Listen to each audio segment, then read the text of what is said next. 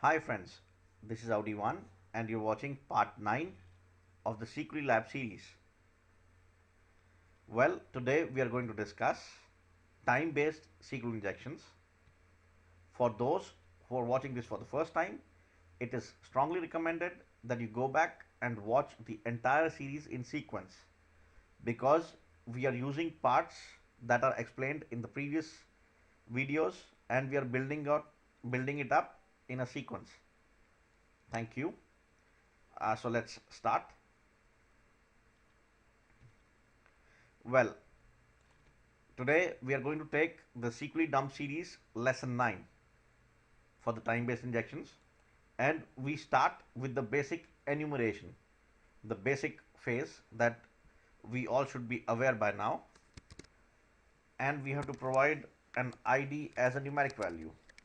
Let's provide ID equals 1.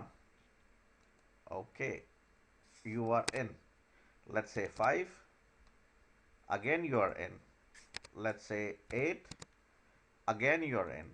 Let's try some fictitious value, 80,000.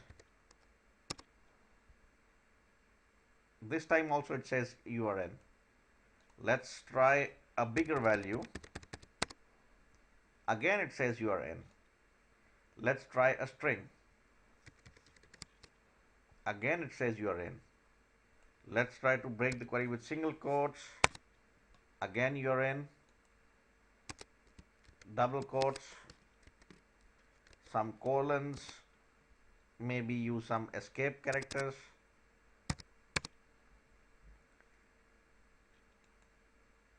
So, is this web application really susceptible to SQL injections?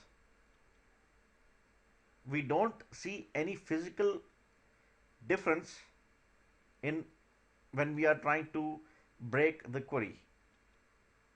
In error-based SQL injections, we saw the MySQL error being dumped to screen.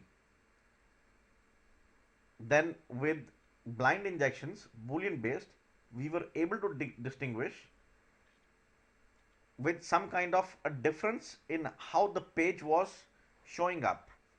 To refresh your knowledge, let's do a quick check.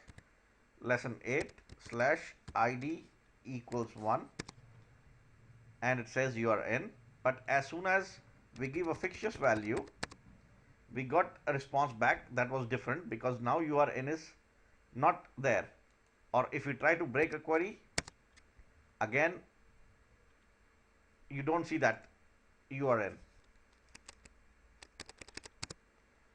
Even here, 1, you see you are in, you break the query, your in is missing, and then you fix the query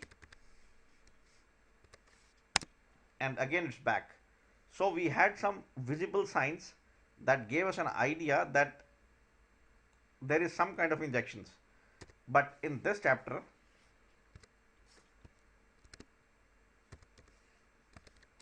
we don't have any kind of signs or any kind of differentiation that we can make. So how can we proceed with the SQL injections? Well, before we continue, I would like to introduce it to you some more functions. So let's go back to the drawing board and let's learn some basics of MySQL. MySQL -u root -p tour and we connect. Let's use our database security. Use security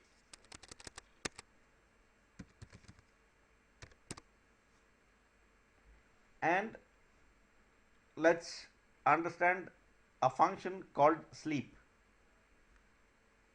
Select sleep and we define 10. As you see, the cursor is just blinking and I am waiting for the database to reply back. It's a self-explanatory function. Sleep means just wait or go to sleep. So we tell the database that go to sleep for 10 seconds and you can see the response time. The query was returned in 10 seconds. Well, the function is good, but how can we use this function? In the last chapter, we learned about boolian. We learned about how we can use a true and false statement and ask a different way to the database to give us the values. What we did last time, rather than just asking the database with union select, like union select and dump me the table name from information schema.tables. So it dumped in the first four parts. In the double injections, we said, okay, we cannot dump it directly. So we asked the database first to create a kind of string with the core query and then dump it out in the MySQL error. But with the blind, we don't have that liberty, because neither the errors are available and neither any kind of field or any kind of column is directly visible on the screen. So in that case, we ask the questions differently, like, is the first character of the database S? The answer was true. Is the second character of the database E? Again, the answer was true.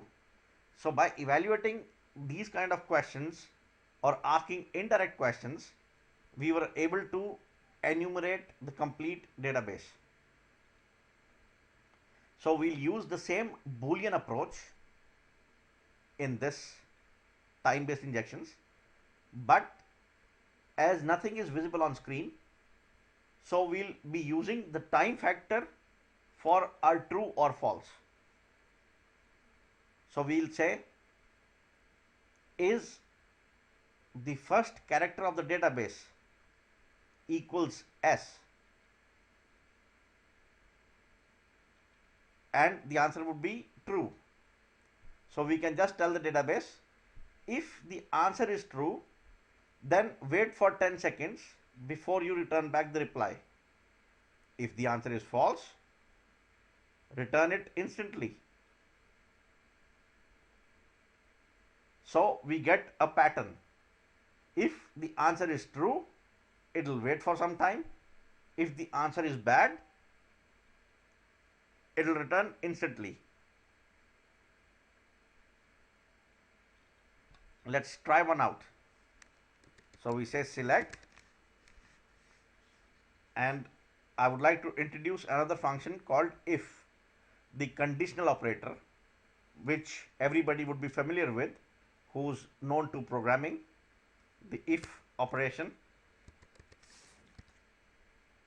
So here it takes three values, the if function.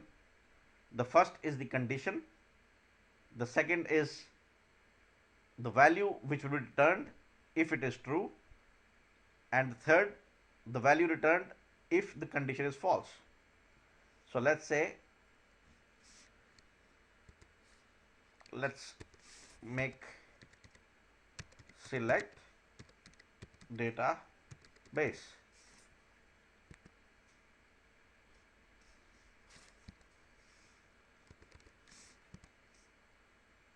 equals, and let's give it name security. So now comes the second one. So we say sleep, and let's sleep for 10 seconds. I'm doing it 10. It's a long time, but to explain in the video, it is helpful. And for a false value, we can say null.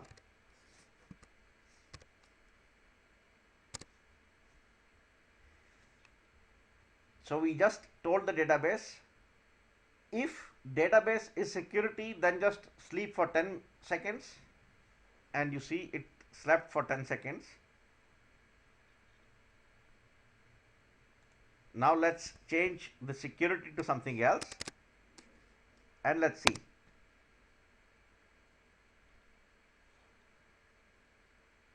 So I think the logic is clear. If the value is true, then wait for some time. If the value is false, give a response back instantly. Let's go back to the application and let's see how it can be used. Well, again, the basic steps, the basic building blocks. We have to assume that we broke the query. So I just inserted a quotes, hoping that the developer has used single quotes for the parameter. So we escape and let's now comment the rest of the query with a comment, hoping that it works. But here we do not have any visible sign. So what we can do, we can rely on again the sleep function to make sure that the query is working. So we'll say and sleep and let's make 10. If you see at the bottom of the screen, left hand, waiting for localhost.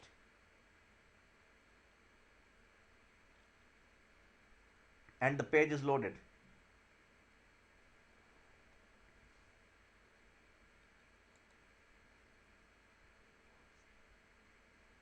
Isn't it a good idea or a simple idea? Let's try something else.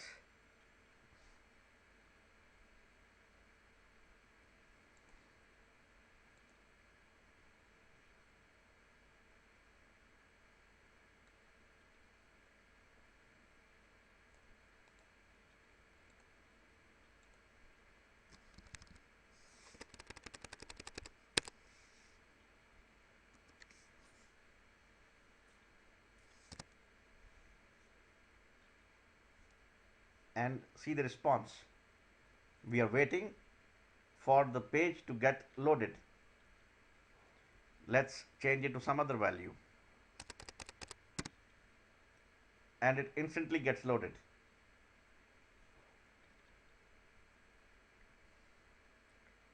And let's do some more things.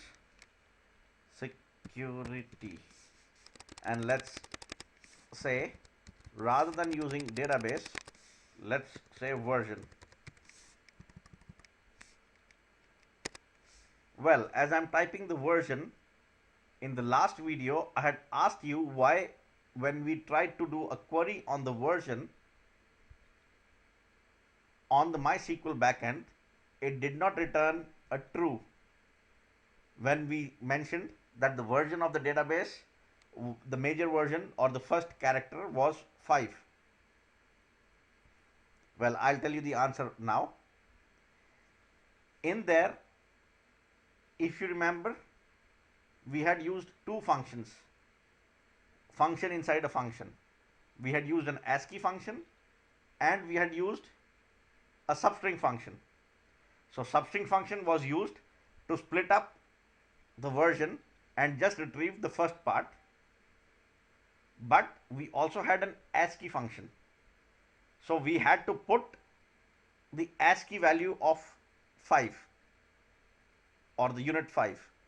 That would have returned true. But as we directly mentioned 5, it returned a false. I hope it is clear. Let's come back here and use a function called like. Something like 5 and we'll use a %sign.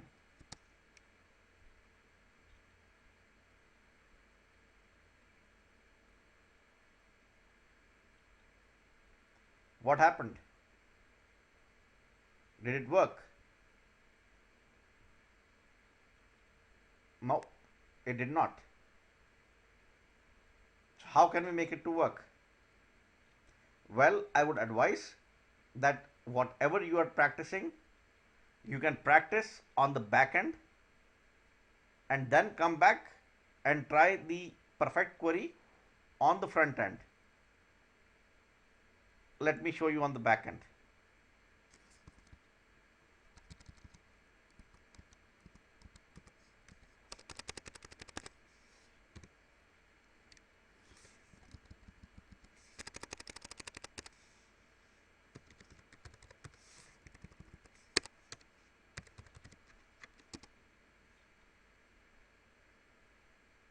It works in the back end. So what did we miss on the front end? Well, I was able to make out instantly we had forgotten to put quotes around the query, and because of the URL encoding, everything becomes trash. That is why I prefer to build a query on a notepad and then execute the query.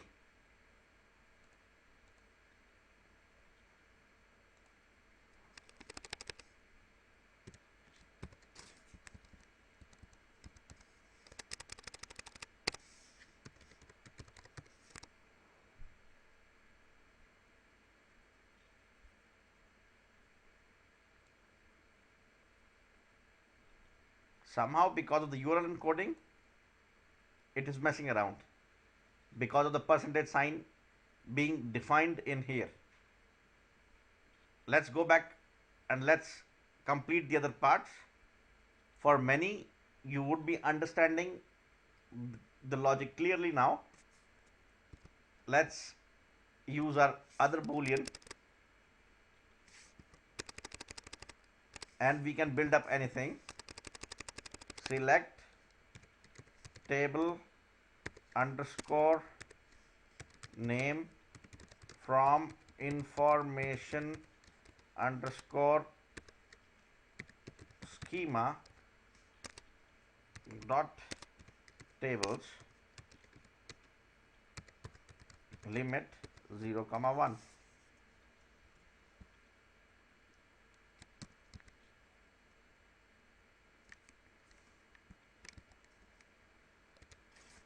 And let's put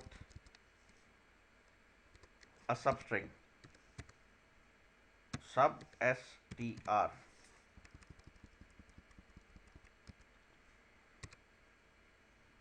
Table name comma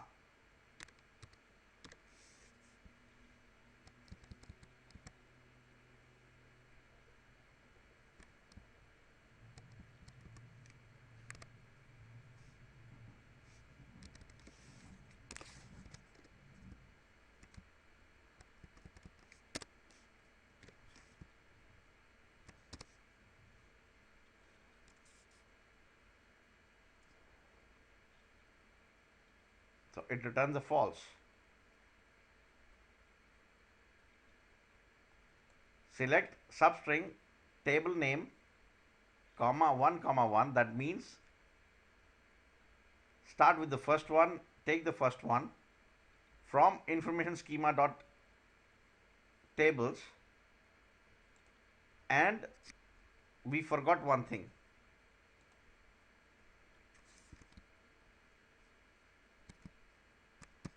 The where clause, where table underscore schema equals database.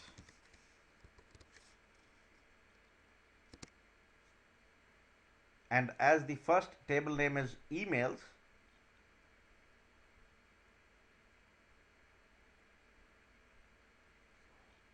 so it waited for 10 seconds. Let's try the same query in the front end.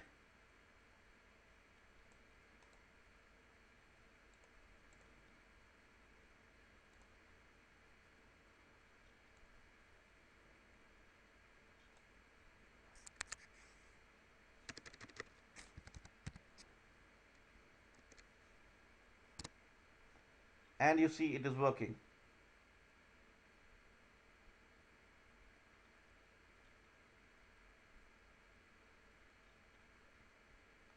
Well, some people have mentioned in the comments, and some people asked me directly on IRC and other forums that we have tools like SQL Map, Harvage, and many others which help you automate this process.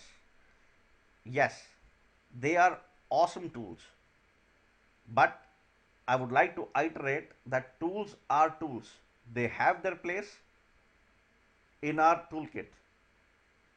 But there are places where either we have to guide the tools properly or the tools don't work. We will be discussing those kind of things in the advanced videos that we'll be covering. So I hope you understood the logic of the time-based injections. I would recommend that you should not just leave it to watching the videos, but go on and practice and try to enumerate the complete dB by using these kind of injections. That's going to give you some more confidence. And guys, I would request you to leave a feedback. That feedback would help me improve myself, improve the quality of videos, and get motivated to make more videos. Thank you very much, and bye for now.